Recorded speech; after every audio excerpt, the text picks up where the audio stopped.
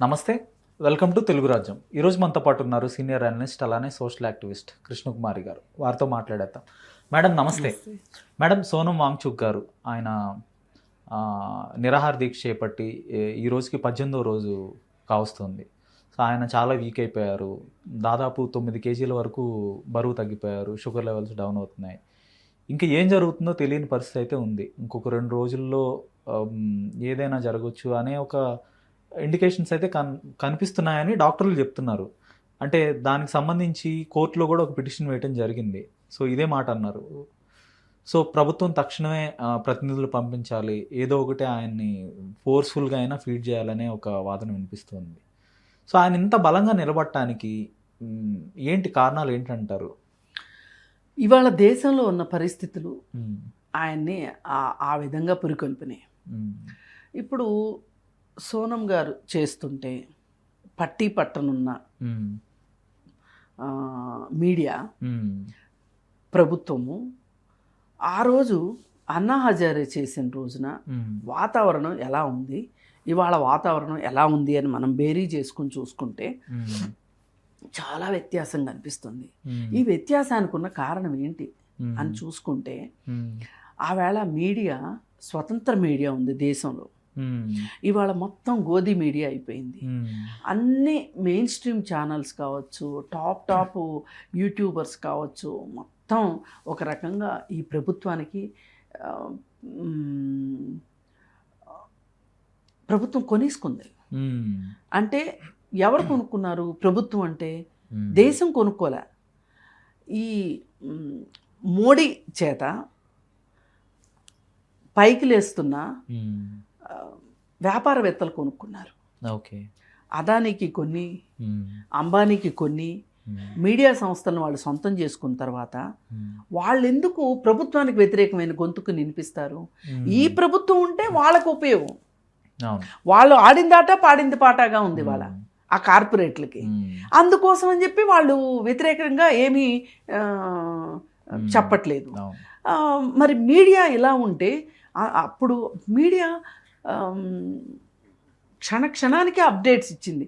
అన్నా హజారే చేసే ఉద్యమం గురించి కథలుగా పుంకాలుగా కాంగ్రెస్ ఈ దేశానికి చేసిన నష్టాన్ని చూపిస్తూ, అసలు పైగా అక్కడ ఈ కేజ్రీవాల్ అలాగే కిరణ్ బేడి వీళ్ళంతా చేరి అక్కడ ఒక ఏ మాటకమాట ఒక అద్భుతమైన ఉద్యమాన్ని నడిపించి భ్రష్టాచారానికి వ్యతిరేకంగా, అంటే అవినీతికి వ్యతిరేకంగా జరుగుతున్న పోరాటం, ఈ పోరాటంలో మేమే విజేతలమి అని చెప్పి జాతీయ జెండాని పదే పదే పదే పదే చేతులు నెప్పుట్టేట్టు ఊపారు. ఊపినందుకు గాను అన్నా హజారేకి ఏమీ దక్కలేదు. కానీ కిరణ్ బేడి ఒక రాష్ట్రానికి గవర్నర్ అయింది. ఈయనేమో రాజకీయాల్లో ఈయనకు ఒక సుస్థిరమైన స్థానం వచ్చింది. కానీ జెండా ఓడిపోయింది, వ్యక్తులు గెలిచారు. అది అయిపోయిన కథ. అయితే ఆ తరువాత దాన్ని చాలా తెలివిగా ఒక అవకాశవాదంతో, యాంటీ ఇన్కంబరెన్స్ వచ్చిన సందర్భంతో ఒక రకంగా బీజేపీ అధికారంలోకి వచ్చింది. బీజేపీ అధికారంలోకి వచ్చే ముందు చెప్పిన మాటలేంటి అని మనం చూసుకుంటే ఆ మాటలకి ఇవాళ వాంగ్చుక్ గారు చేస్తున్న నిరాహార దీక్షకి చాలా దగ్గర సంబంధం ఉంది. అదేంటంటే ఆ రోజు వాళ్ళు ఏం చెప్పారు? మన ధనం అంతా విదేశాల్లో ఉంది, నల్లధనము. ఆ నల్లధనాన్ని తెప్పించి ఒక్కొక్కరి అకౌంట్లో 15 లక్షలు వేస్తాను అని మోడీ చెప్పాడు. అలాగే సంవత్సరానికి 3 లక్షలు ఉద్యోగాలు ఇస్తాను దేశవ్యాప్తంగా అని చెప్పాడు. అలాగే పెట్రోల్ ధర, పెట్రోల్ తక్కువకి ఇస్తానని చెప్పాడు, గ్యాస్ తక్కువకి ఇస్తానని చెప్పాడు, డాలర్ రేటు రూపాయిని బలపడేటట్లు చేస్తానని చెప్పాడు. ఇవన్నీ మాట్లాడితే అలాగే కాంగ్రెస్ గవర్నమెంట్ ఉన్న రోజుల్లో చాలామంది సెలబ్రిటీలు కూడా ఈ డాలర్ రేటు గురించి, రూపాయి పతనం గురించి, పెట్రోల్ రేట్ల గురించి చాలా బ్రహ్మాండంగా ట్వీట్లు చేశారు. చాలా గొప్పగా మాట్లాడారు. మేమే అసలు ఈ సమాజంలో తిరుగుబాటుదారులు అన్నంత లెవెల్లో ఎక్స్పోజ్ చేశారు ఆ రోజు ప్రభుత్వాన్ని. నేనేం తప్పు పట్టను, ఆ రోజు ఎక్స్పోజ్ చేశారు, మంచి పని చేశారు మీరు ఆ రోజు. కానీ ఈరోజు ఏమయ్యారు? డాలర్ ఆ రోజు ఎంత ఉంది, ఈ రోజు ఎంత ఉంది? పెట్రోల్ ఆ రోజు ఎంత ఉంది, ఈ రోజు ఎంత ఉంది? ఆ రోజు క్రూడ్ ఆయిల్ రేట్ ఎంత ఉంది? ఎంత క్రూడ్ ఆయిల్ రేట్ ఉంటే పెట్రోల్ రేట్ ఎంత ఉంది? ఇవాళ క్రూడ్ ఆయిల్ రేట్ ఎంత ఉంటే పెట్రోల్ రేట్ ఎంత ఉంది? ఉల్టా పల్టా అయింది. అప్పుడు క్రూడ్ ఆయిల్ రేట్ ఎక్కువ ఉంది, పెట్రోల్ రేట్ తక్కువ ఉంది. ఇవాళ క్రూడ్ ఆయిల్ రేట్ తక్కువ ఉంది, పెట్రోల్ రేట్ ఎక్కువ ఉంది. ఏం జరుగుతుంది అసలు? అప్పుడు సబ్సిడీ ఎలా ఉండేది? గ్యాస్ సిలిండర్ సబ్సిడీ 250 రూపాయలు ఉండేది. ఇవాళ సబ్సిడీ ఏడ్చి మొత్తుకున్నా కానీ 48 రూపాయలు కూడా సబ్సిడీ రావట్లేదు. వీటిని ఎవరు మాట్లాడట్లా, సోకాల్ సెలబ్రిటీస్ ఎవరు మాట్లాడట్లా. ఇలాంటి పరిస్థితులు ఇవన్నీ ఇలా వచ్చేసిన తర్వాత వీళ్ళు చేసింది ఏంటి అంటే, బీజేపీ వాళ్ళు వచ్చి మెడికల్ కౌన్సిల్ ఆఫ్ ఇండియా ఉందనుకోండి, దాన్ని ఇంకొక పేరు ప్రణాళికా సంఘం ఉంది, దాన్ని నీతి ఆయోగ్గా మార్చారు. అన్ని కొత్త సీసాలు, పాత సారా, మళ్ళీ ఆ పాత సారాన్ని కూడా ఇంకొంచెం కల్తీ చేసిన పాత సారా. ఇంకా సీసాలు మార్చడం దేనికి? ఇప్పుడు మనకి ఇక్కడ చూస్తుంటాం, కళ్ళులో అల్ఫ్రోజాలం కలుపుతారు. కలిపితే ఏమవుతుంది అంటే ఆ మత్తు, ఇప్పుడు మామూలు న్యాచురల్గా చెట్టు నుంచి తీసిన కళ్ళుకి ఈ మత్తు మందు కలిపిన కళ్ళుకి చాలా డిఫరెన్స్ ఉంటుంది. మీరు కళ్ళుని యథావిధిగా సీసా మార్చివ్వండి, తప్పులేదు. కానీ దానిలో కాస్త అల్ఫ్రోజాలం వేసారనుకోండి, ఈ తాగిన వాళ్ళు ఏమవుతారు? అసలే కోతి ఆ పైన కళ్ళు తాగింది అన్నట్లు మీరేం చేశారు? దాంట్లో కోహనా దేశభక్తిని కలిపారు. కలిపినందువల్ల మత మౌఢ్యాన్ని, హిందుత్వాన్ని, వీటన్నిటిని కలిపారు. ఈ కలపటం వల్ల ఏమైందంటే ఎవరికి వాళ్ళు ఏమైపోయారంటే, మాకు మా హిందూ మతం ఉంది చాలు, హిందూ మతం కోసం పరితపించే మోడీ ఉన్నాడు అంతే చాలు, మాకు అకౌంట్లో నల్లధనం గురించి మాట్లాడడం, ఉద్యోగాల గురించి మాట్లాడడం, గ్యాస్ రేట్ పెరిగితే మాట్లాడడం, పెట్రోల్ రేట్ పెరిగితే మాట్లాడడం, డాలర్ రేటుకి రూపాయి విలువ పడిపోతే, మార్కం విలువ పడిపోతే మాట్లాడడం. ఈ దేశానికి కావాల్సింది ఏంటి? మధ్యతరగతి జనాలకి షేర్ మార్కెట్ బాగుంటే అంతే చాలు, ఇంకేం అక్కర్లా, మిగతావన్నీ ఏం అక్కర్లా. మరి ఇవన్నీ ఇన్ని జరిగినప్పుడు ఈ దేశం పరిస్థితి ఏంటి? ఈ దేశం గురించి ఎవరు మాట్లాడాలి, ఎవరు ఆలోచించాలి, ఏమైనా ఎవరు చెయ్యాలి? ఇప్పుడు ఇందాక మెడికల్ కౌన్సిల్ గురించి చెప్పాను కదా, వీళ్ళకి ఈ 13 సంవత్సరాల్లో మెడికల్ ఎగ్జాము నిర్వహించడం రాలా. అంతకుముందు మెడికల్ ఎగ్జామ్స్ ఎట్లా ఉండేవి? ఏ రాష్ట్రానికి ఆ రాష్ట్రం పెట్టుకునేవాళ్ళు.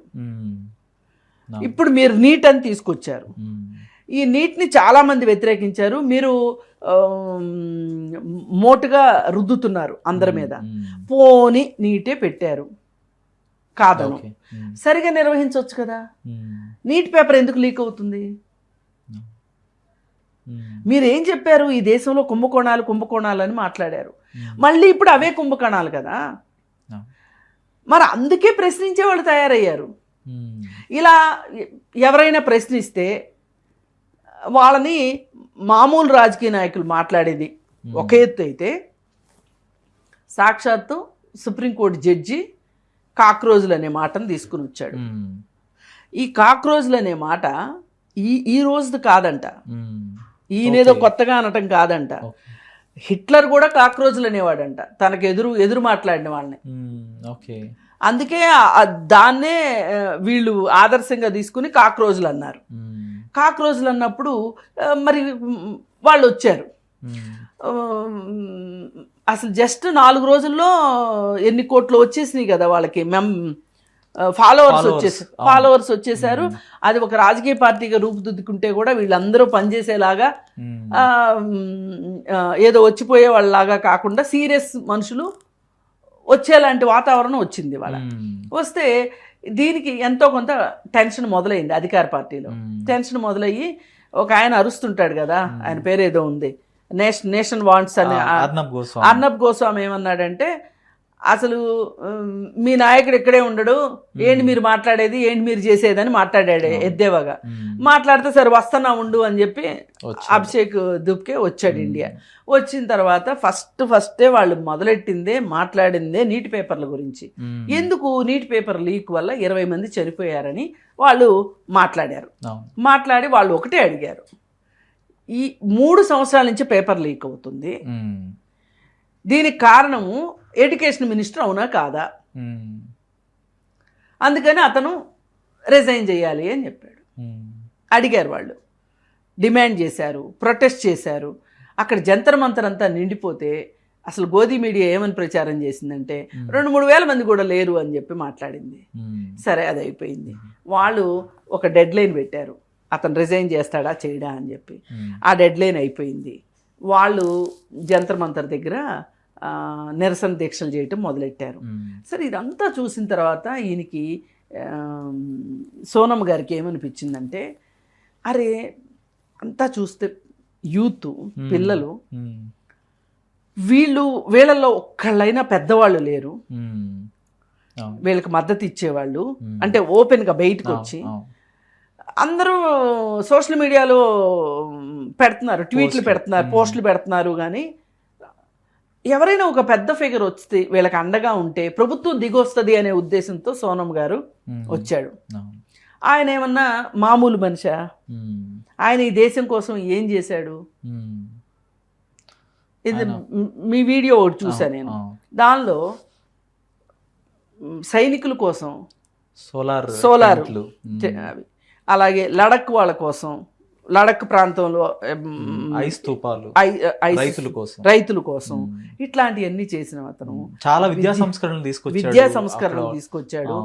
బాగా చదువుకున్నవాడు, చదువుకున్నాడు, జ్ఞానం కూడా ఉంది. మనకి 2 అసలు పడవు, ఎందుకంటే ఇక్కడ చదువుకున్న వాళ్ళు ఎవరు లేరు, అదే ప్రాబ్లం మనకి. అయితే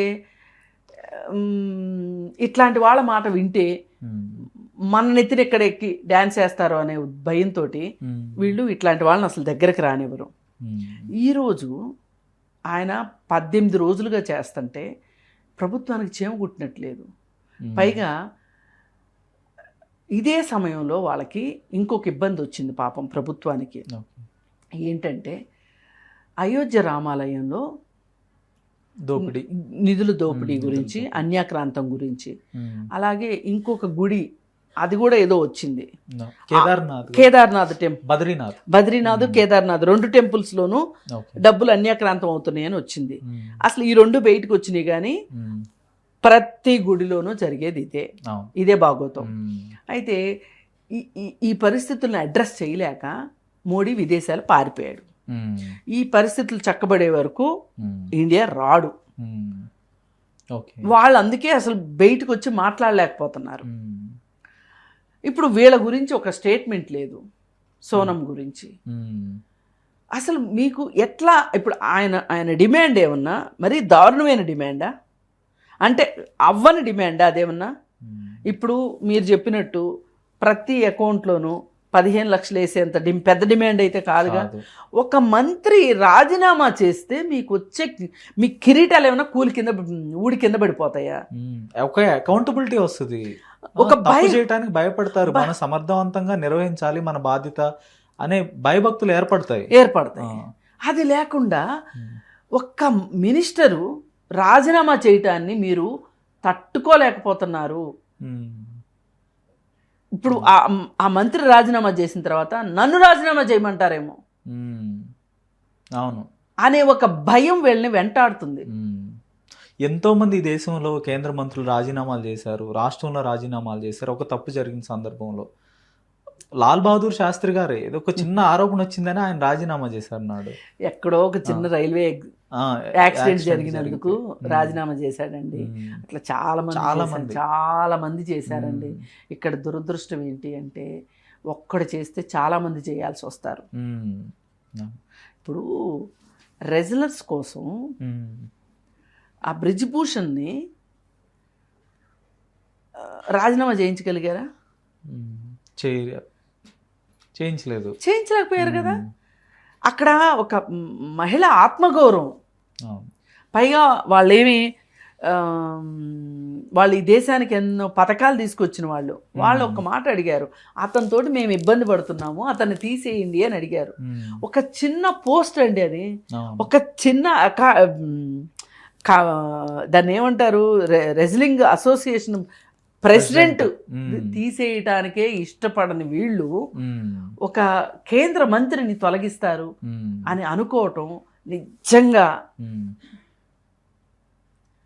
అసలు first of all question, Sonam Wangchuk గారు నిజంగా ఇప్పుడు చేయాల్సిన అవసరం ఉందంటారు? అంటే ఇప్పుడు ఆయన ఇంత 18 రోజులు నిరాహార దీక్ష చేసినా కూడా దేశ ప్రజల్లో ఒక కదలిక లేదు. కొంతమంది హేళన చేసేవాళ్ళు ఉన్నారు, హేళన చేస్తున్నారు. పైగా ఇవాళ నిన్నటి నుంచి మొదలైందండి కాస్త ఎప్పుడు మాట్లాడని వాళ్ళు కూడా. ఇప్పుడు జీనతమన్ ఉంది, ఆమె పెద్దగా సొసైటీ గురించి పెద్దగా మాట్లాడే మనిషి కాదు. ఆమె వచ్చింది బయటికి. 3 Idiots యాక్టర్ కూడా ఓమి వైద్య కూడా వచ్చారు. మళ్ళీ అభయ్ దియోల్ కూడా ఇట్లా వస్తున్నారు. పేరే నిగ్గన్న వాళ్ళు బయటకు వచ్చి మాట్లాడుతున్నారు. సరే, దీనివల్ల ప్రభుత్వం దిగొస్తుందని అయితే నేను అనుకోను. ఎందుకంటే ఇవాళ హద్దు పొద్దు లేకుండా ఒక రకమైన ఉన్మత్త స్థితిలో ఉన్మాదంగా మదగజంలాగా ఉంది వాళ్ళ కేంద్ర ప్రభుత్వం. దానిని కంట్రోల్ చేయగలిగిన వాళ్ళు ఎవరూ లేరు. ఒకప్పుడు ఎవరెవరైతే అమితాబ్ బచ్చన్ దగ్గర నుంచి చాలామంది ఎద్దేవా చేశారో, ఏది డాలరు రూపాయి మార్కం గురించి, పెట్రోల్ రేట్ల గురించి చాలా మాట్లాడారు. ఇవాళ ఒక్కళ్ళు మాట్లాడట్లా. మాట్లాడితే ఈడీ వచ్చేస్తుంది, తెలుసు వీళ్ళందరికీ. ఈడీ వస్తుంది అంటే ఇది ప్రజాస్వామ్య దేశమా, డిక్టేటర్షిప్? అసలు లేదండి, మీరు ఏ పేరు పెట్టకండి. ఇది ఒక జంగిల్ రాజ్ అంతే. ఒకప్పుడు కాంగ్రెస్ పార్టీ అప్పుడు జంగిల్ రాజ్ అనేవాళ్ళు. నేనేమంటానంటే అప్పుడు ఎందుకు అన్నారో నాకైతే అవగాహన లేదు, కానీ ఇప్పుడు పట్టుకు నిజమైన జంగిల్ రాజ్ ఇది. ఇది ఇది ఇది ఒక జంగిల్లాగా తయారైపోయింది. ఇక్కడున్న మనుషులు ఎవరూ కూడా మనుషుల్లాగా ప్రవర్తించట్లేదు. ఎంతసేపు సోషల్ మీడియాలో చూసుకోవటం, వాళ్ళకున్న ఆస్తుల్ని వాళ్ళు చూసి మురిసిపోవటం, వాళ్ళ విలాసాలు, వాళ్ళ విందులు, వాళ్ళ ఇవి తప్పితే వేరే ఏమీ లేవు. ఇవాళ ఈ దేశంలో ఆలోచించగలిగే వాళ్ళు, మాట్లాడేవాళ్ళు, ప్రశ్నించేవాళ్ళు లేరు. ఇవాళ ప్రశ్నించే వాళ్ళని సమర్థించే వాళ్ళు కూడా లేరు. ఎందుకంటే వాళ్ళంతా ఎంగేజ్ అయిపోయినారు. సినిమాలు, క్రికెట్, లేదంటే అక్కడ ఏదన్నా ఒక రీల్లో ఎక్కడన్నా ఒక పెసరట్టు కనపడితే అక్కడికి వెళ్ళి అక్కడ తిందాము అంటే ప్రజలందరూ కూడా ఏదో ఒక దాంట్లో ఎంటర్టైన్మెంట్లో ఎంగేజ్ అయిపోయారు అంతే. వాళ్ళని అలా కండిషన్డ్ చేసేసారు. కండిషన్డ్ చేయటం వల్ల ప్రభుత్వాన్ని వాళ్ళు ఎవరు ప్రశ్నించట్లేదు. అథవా ఎవరైనా ప్రశ్నిస్తే వాళ్ళని పిచ్చోళ్ళు అంటున్నారు. లేదు అంటే ప్రజలు కష్టాలు వచ్చినా కూడా వాళ్ళు ఇది ప్రభుత్వ వైఫల్యాల వల్ల కాదు, ఇది నా కర్మ అనుకునే స్థితికి వెళ్ళిపోయారు అంతే. దానికోసం దేవాలయాలు తిరగాలి, మసీదులు తిరగాలి అనే పరిస్థితిలోనే ప్రజలు ఆలోచిస్తున్నారు. కానీ మనం ఎవరికైతే ఓటేసి గెలిపించుకున్నామో వాళ్ళని నిలదీయాలని మట్టుకు అనుకోవట్లేదు. ధన్యవాదాలు మేడం. హలో, తెలుగు రాజ్యం ఛానల్ చూస్తున్నారా? సామాజిక రాజకీయ జీవన చిత్రణే తెలుగు రాజ్యం. అతిశయోక్తులు, అసత్యాలు ఉండవు. రాజకీయ కోణం కాదు, ప్రజా కోణమే కొలబద్ద. తెలుగు రాజ్యం వీక్షణ మీ ఉత్తమ అభిరుచికి నిదర్శనం.